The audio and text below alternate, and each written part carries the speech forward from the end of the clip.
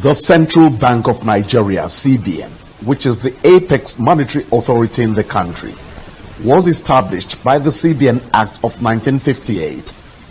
It commenced operations on July 1, 1959. As it supervises the commercial banks, the general duty of keeping economic indicators out of danger zone is now more than ever a job the CBN places much premium on. Many watchers of the economy are beginning to wear a confident smile due to their belief that Nigeria has indeed exited a recession it had slipped into following the sharp drop in crude oil prices and the ripple effect on the country's currency, the naira. Coming out of a recession is news good enough to celebrate. When the additional fact of improving performance in agriculture joins that trend, a pat on the back of the midwives of the country's economy becomes almost inevitable.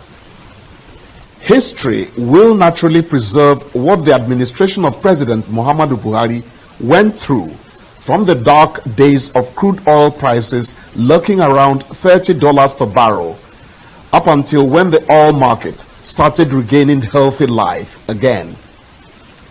It was not just the fact of a decline in crude oil prices that irked President Buhari then.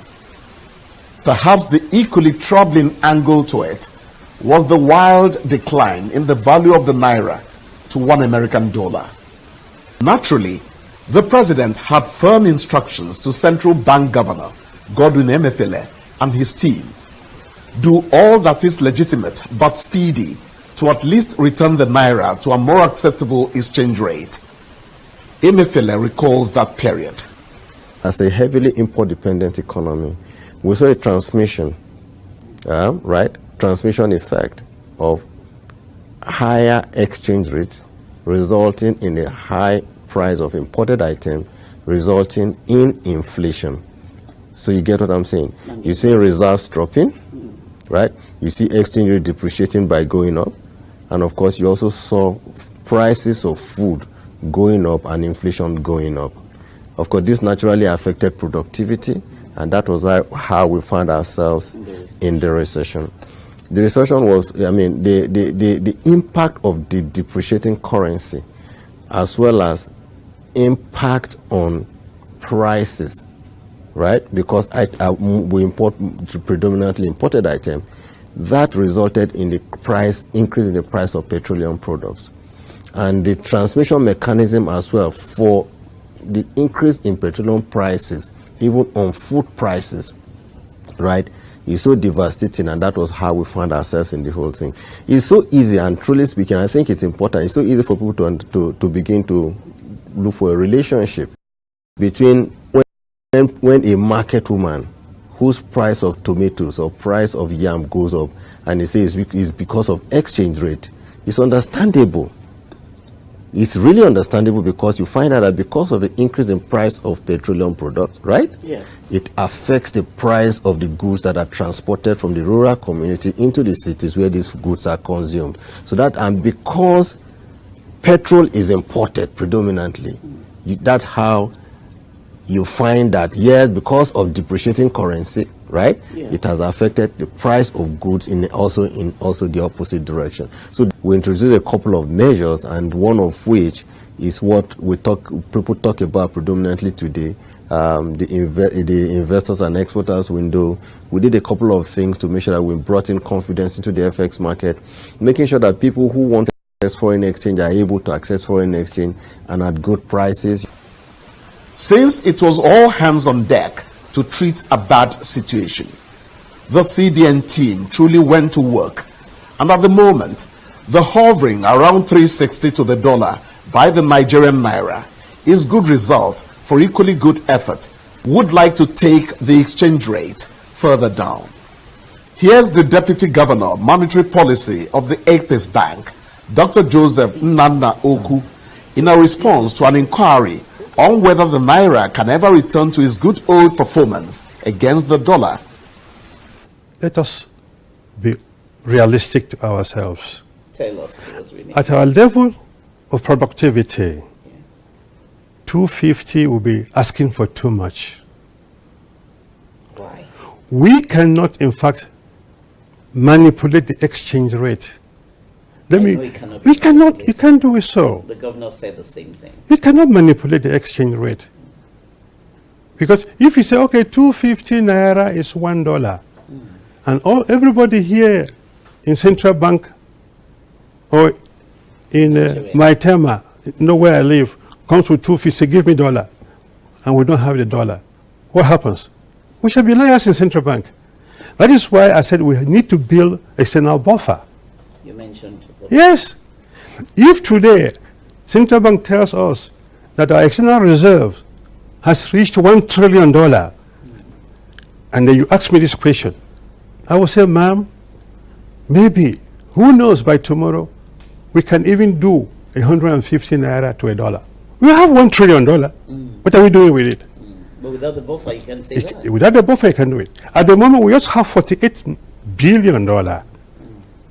We still have some more. We have a long way to go to achieving the 250 hypothetical number you mentioned.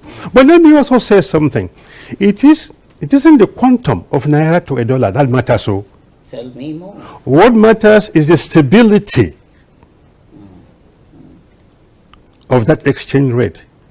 If I say, okay, madam, I can give you 250 naira to $1 today, tomorrow my buffer declines significantly, and you come. And you say, no, you cannot. I can't give you 250 anymore, madam, it's 500. We will fight. You not only fight, you will abuse me. I will. You will abuse me. Because businessmen and women need to plan. Exactly. And the only way they can plan is forward guidance by the monetary authority and fiscal authority. But if I tell you, madam, come with 250, I will give to you. And you come with 250, I give you. And then we import things, you manufacture, and you sell at 250. Because you bought at 250. You empty your inventory, and you come back. Central Bank, I need foreign exchange. I say, oh, sir, sorry, it's not 250, it's 400. Now, I'll put you out of business, actually. Very true. It becomes impossible. Yes, I'll put you out of business. So, is the stability. If the central bank had sleepless nights over stabilizing the exchange rate, it equally had the assignment of tackling the source of the depreciation of the Nigerian currency, the overdependence on crude oil.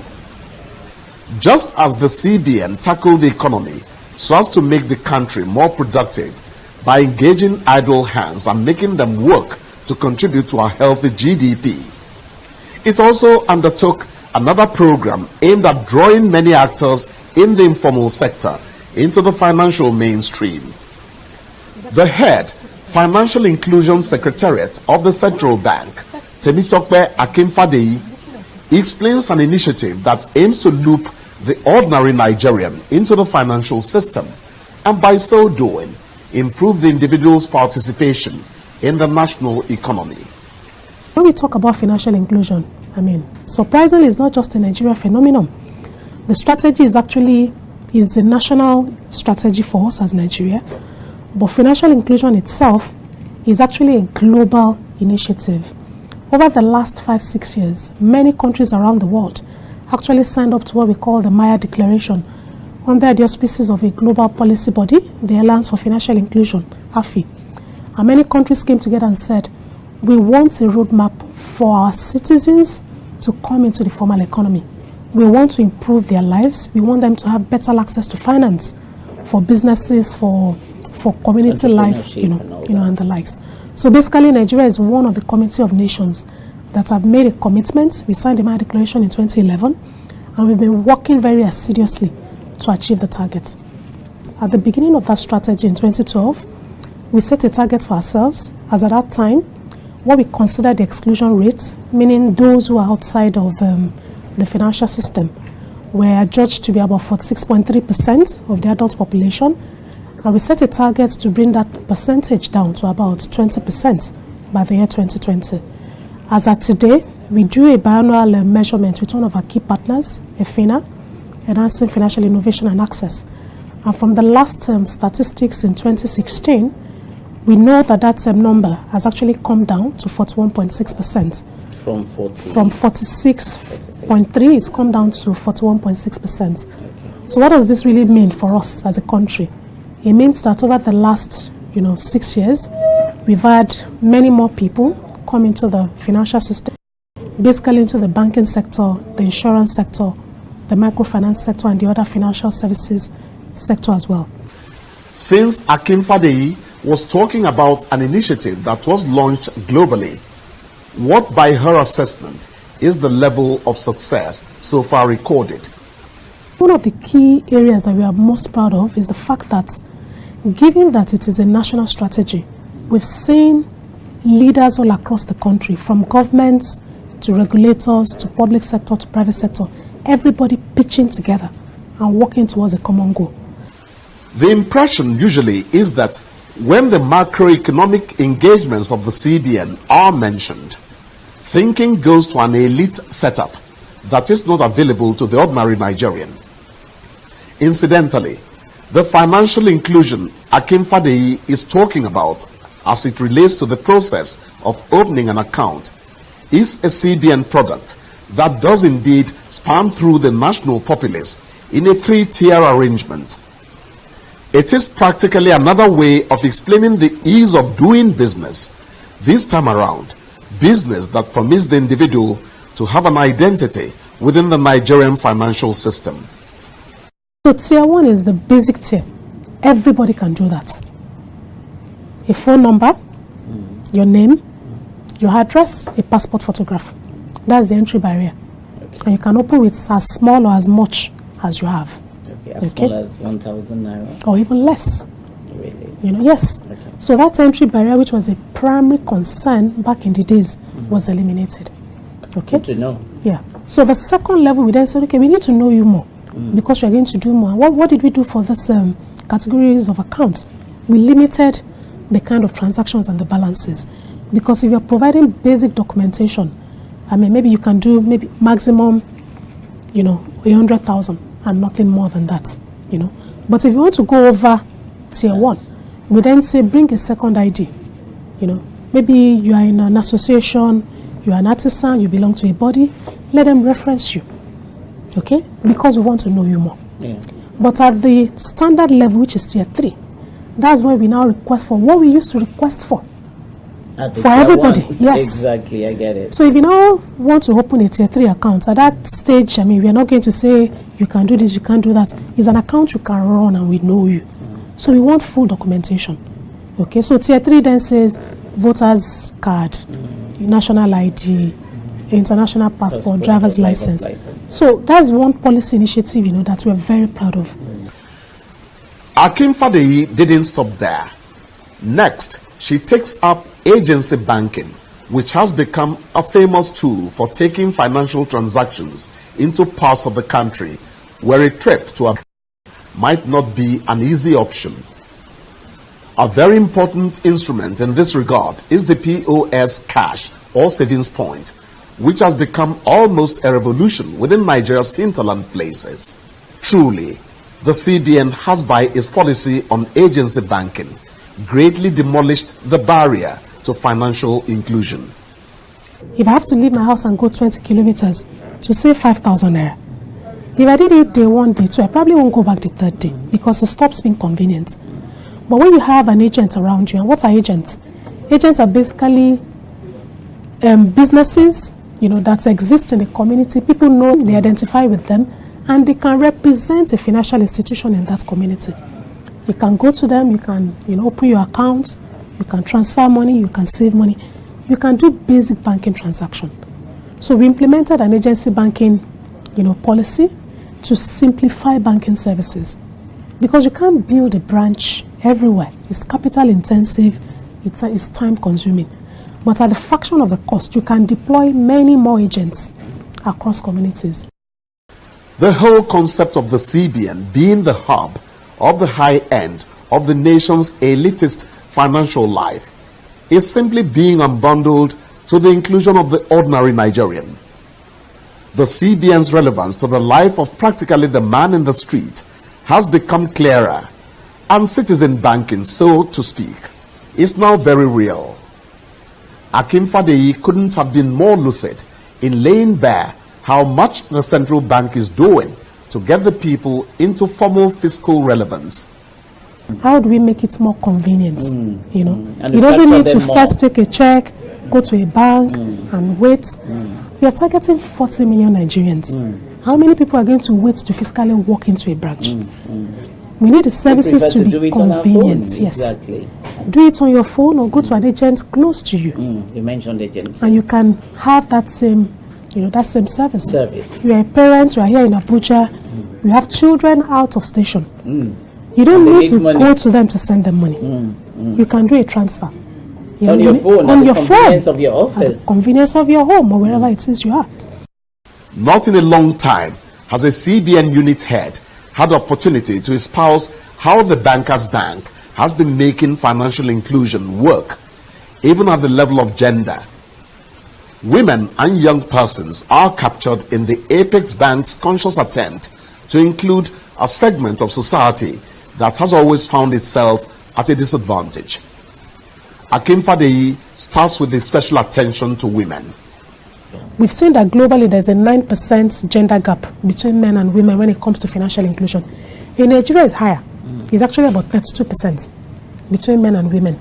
So one of the first initiatives that we've seen, and looking at a specific region of the country where we see an opportunity in the north, is how do we change the conversation around the services to serve the need of people. And that's why services like non-interest finance come in very handy. We have the population in terms of women, but what are they looking for? For instance, in that region of the country, they're not looking for conventional banking products or services. They want a non-interest component. So now we have banks that are doing non-interest finance. We have insurance operators that are doing the same. In fact, some of the intervention programs of the central bank today has incorporated non-interest, so that it's more attractive to a wider population. And we find that women find that very useful. Exactly. So that's one. The other issue in terms of women, some of the interventions of the bank, for instance, I can mention one. The MSME Development Fund, the Micro, Small and Medium Enterprise Development Fund, has a specific focus on women. In fact, the entire fund, 60% of it, is devoted to women. At the initial stage, the uptake was quite low, because some of them say, oh, we are not aware, we don't know, how do we apply? So there's been a lot of efforts around sensitization, working with women groups, getting them to come, advocacy, getting them to know that there's an opportunity on the table and you can support your business. Exactly. We have a special interventions working group, and the Bank of Industry, for instance, is one of the executive of the working group. They have a gender desk, and they have this program they are running on behalf of the government, the GEEP, which is I think the Government Enterprise Empowerment Program, and it targets market women, to see how they can build their capacity and support them with some micro loans to build their business. When it got to the segment where youths are accommodated in the financial inclusion program of the CBN through partner stakeholders, Akinfadeyi gave her chair a swivel and went demonstrative. A conscious scheme involving members of the National Youth Service Corps is in place at the CBN, and the young ambassadors have really become a catalyst for change. We have this initiative, and I'd like us to capture this. It's a flagship initiative that we're very happy to talk about. It's led by one of our partners, the Federal Ministry of Youth and Sports, working with the National Youth Service Corps, the NYC program. So, and a number of partners. The Central Bank is working with the Consumer Protection Department. They lead the charge when it comes to literacy, and related initiatives. Now, what is this initiative about? You see, Financial Inclusion Champion. So about a year ago, the ministry came up with this idea. The NYC program is under their, and they said, how do we reach the youth across the country? When I did my NYC, I was at Red Cross. There are different initiatives, maybe polio, and all that, HIV, AIDS, road safety. So now we have financial inclusion as an initiative under NYC. So every batch of NYC members, so we get volunteers from each of those camps, and they are tagged financial inclusion champions. They go around with these jackets, and they go to the host community There's a curriculum we've developed, working with our financial literacy working group, our consumer protection department, and a host of other regulators. So every week we have a host of youths across this country going around with that literacy message and the financial inclusion message. And all of these things I'm talking about, they are our champions. They are our eyes and ears at the local level. And they're speaking to the local community. Do you save? Are you borrowing responsibly? Are you insuring your assets? Do you have something aside for pension? Are you using financial products and services? And in all of this conversation, are you aware of tiered KYC? Like that example I've talked about. You mentioned, yeah. Do you know the agents in your location? All of these initiatives, in very simple languages, they're engaging the community. The session with the head Financial Inclusion Secretariat of the CBN couldn't have been more enlightening about the giant strides which the Apex Bank is taking to bring more Nigerians into the formal sector of the economy. The CBN is saying that where thoughts of economic development usually dwell on areas like manufacturing, stockbroking, and other high flyers of the formal sector, the contribution of the ordinary Nigerian should not be sacrificed on the altar of limited size. Everyone is important in preparing the national cake, a situation which equally requires that the benefit of everyone is factored into dividends from making Nigeria the productive giant it should be. The CBN Governor, Godwin Emefiele, has a nostalgia in which he alludes to how good things were way back in time.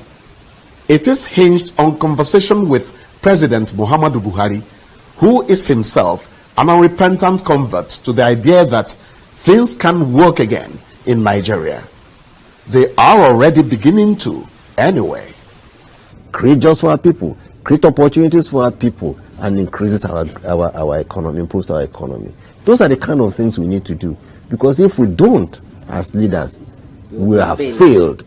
And our children's children will blame us for being in a position to do it and never did it, and created more problems for them.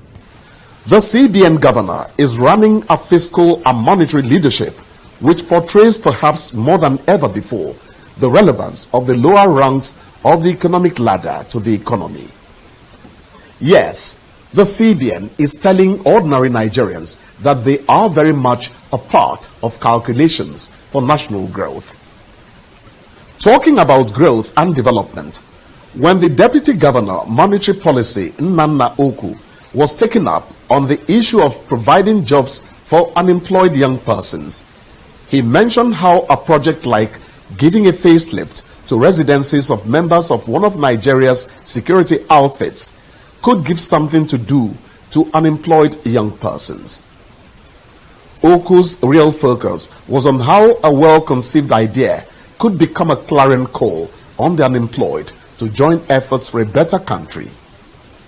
About youth unemployment, when I see our youths who have graduated have no job, my heart goes out to them. What must we do? That's a question. We must grow the economy, but besides growing the economy, we need a temporary measure to keep every youth engaged.